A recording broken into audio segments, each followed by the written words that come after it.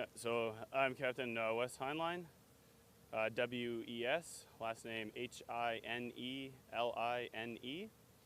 I'm the company commander for Bravo Company, 70th BEB, which is part of 125 SBCT at Fort Wainwright, Alaska.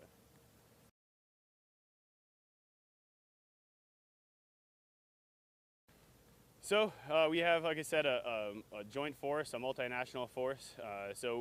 Coming down from Fort Wainwright, we've got a combined arms force that includes engineers, sappers from my company, as well as a platoon of infantry provided by 124 Infantry Battalion up at Fort Wainwright. And then with the Marines, they came with a low altitude air defense unit and an EOD unit that they've attached to us to support the defense operation that we're conducting here.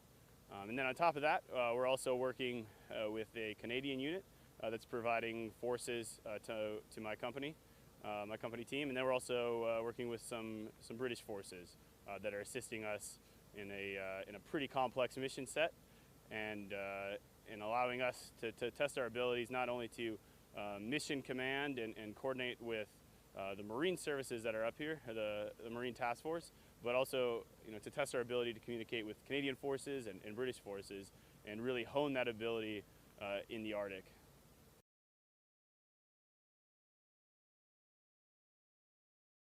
So today is the final day of our mission set here at Fort Greely.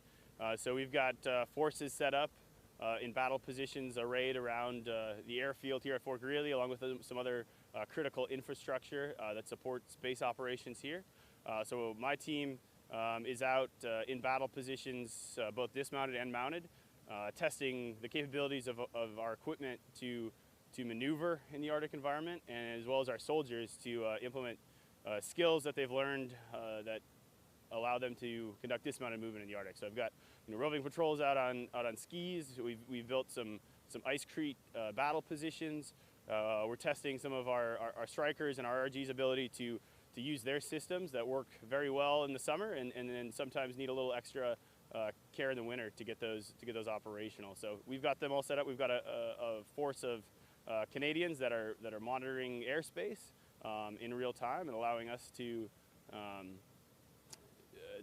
really execute a complex mission that takes into account the varied threats, both conventional and non-conventional, that could be used against us in an Arctic conflict.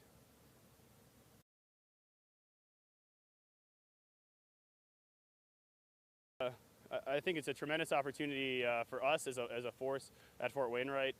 It's kind of America's premier force in the Arctic to train along with partners in the Arctic, strategic partners like the Canadians that are up here, and then some of the other units, including the Marine Air to Ground Task Force that is working extremely hard up here to test kind of the Marine equipment set and mission command infrastructure in an extremely austere environment. So I think short of actual conflict, there's no environment like the Arctic to test kind of systems complex systems in a friction-rich environment. So as we see here, the weather is an extreme challenge up here. So it's definitely tested our ability at Fort Wainwright to implement a lot of the train-up strategies that we employ throughout the year to make sure our soldiers are ready in the Arctic. And it's given us a great opportunity to share some of those lessons learned with both partner nations and with the other joint force that's up here. So really an incredible opportunity for us to be out here as America's Arctic Warriors, as well as the other forces that are up here.